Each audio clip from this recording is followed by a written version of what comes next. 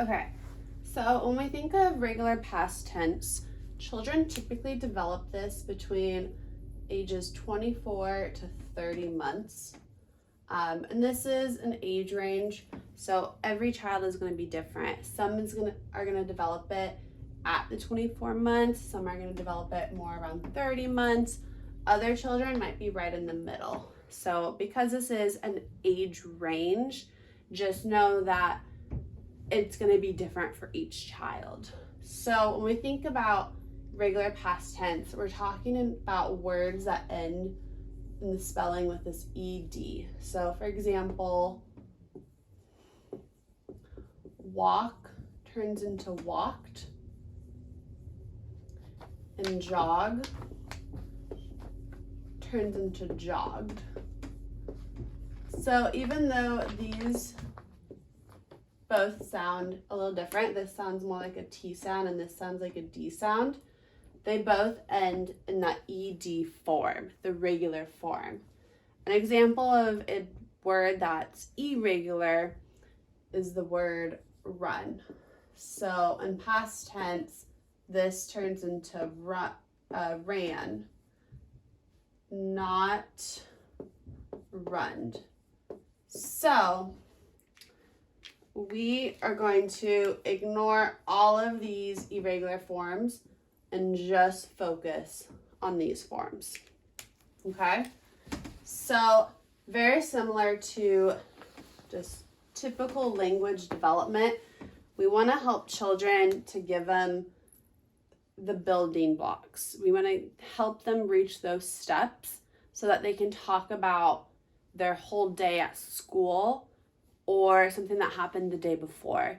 But in order to do that, we have to build up that time. So if we were to think of time on this kind of linear plan, so this is the present, and let's say we want our child to talk about their school day. Well, let's think about all the things that might happen from then to when you get home and let's say you're eating dinner. So let's say you picked them up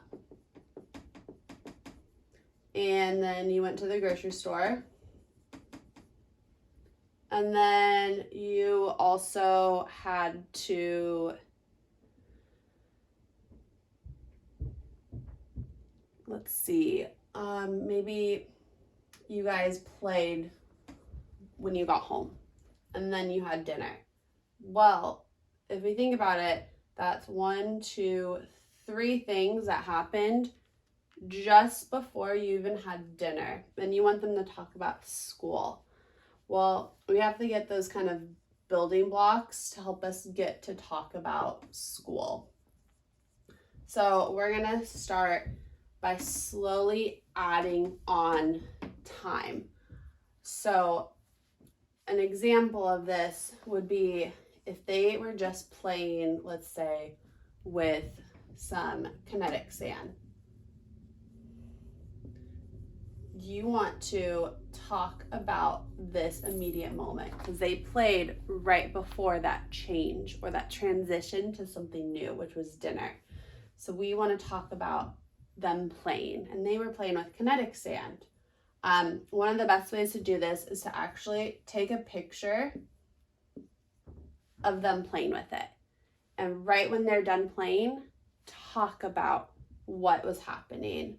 This is a closed-ended activity, so it just ended and had a clear-cut endpoint, and your child knows that. And so having this visual cue, this visual reminder, like, oh, you were playing with kinetic sand. You were squishing, you were rolling in your hands and on the table. You put it in a pot and took it out. You're talking about that experience of what they were doing.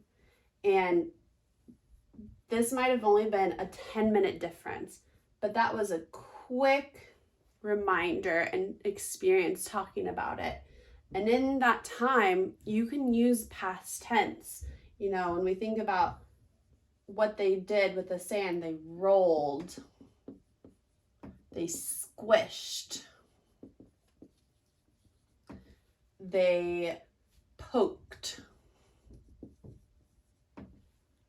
These are all different words that you can use just in that one instance.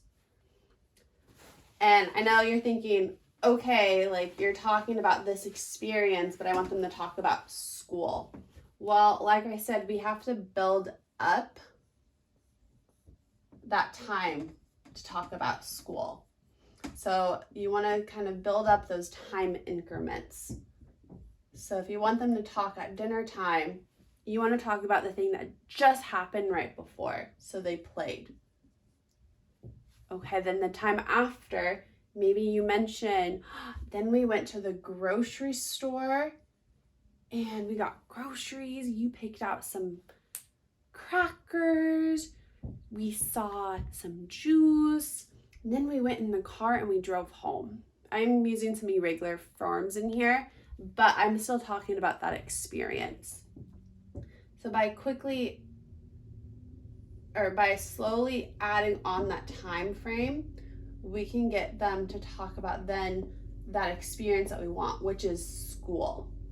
And it's not going to be immediate. It's going to take time, and it might be slow of adding on that. It might take a week, 2 weeks, 3 weeks of just talking about something that was immediate. And then slowly start modeling and showing them for something just a little bit different. It's always good for children to use visuals, so to have that little visual cue.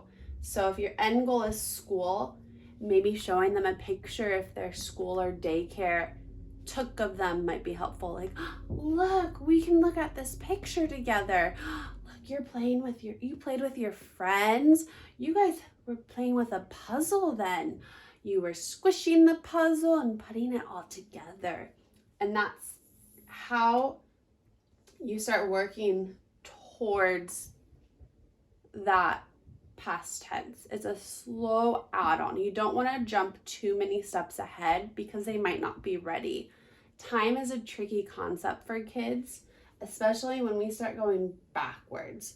Children are concrete learners, and so they learn in the now on what's current. And so we have to slowly add on and match them with that skill, that they're concrete learners and that they're going to learn by having something they can see or something that they can touch to remind them of that occurrence. And so, like I said, slowly add on those skills before you focus on the big thing, which may be talking about school or what they did that day. I will say children may use the irregular tense incorrectly. That's very typical.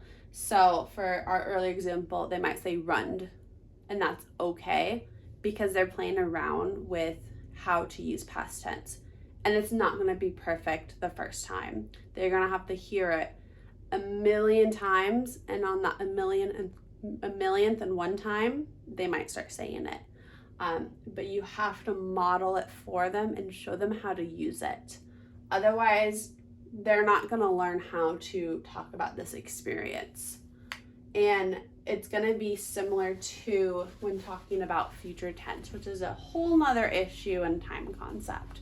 But hopefully this is a little helpful to talk about past tense and with the visuals of adding on time. Leave comments or ask questions if needed.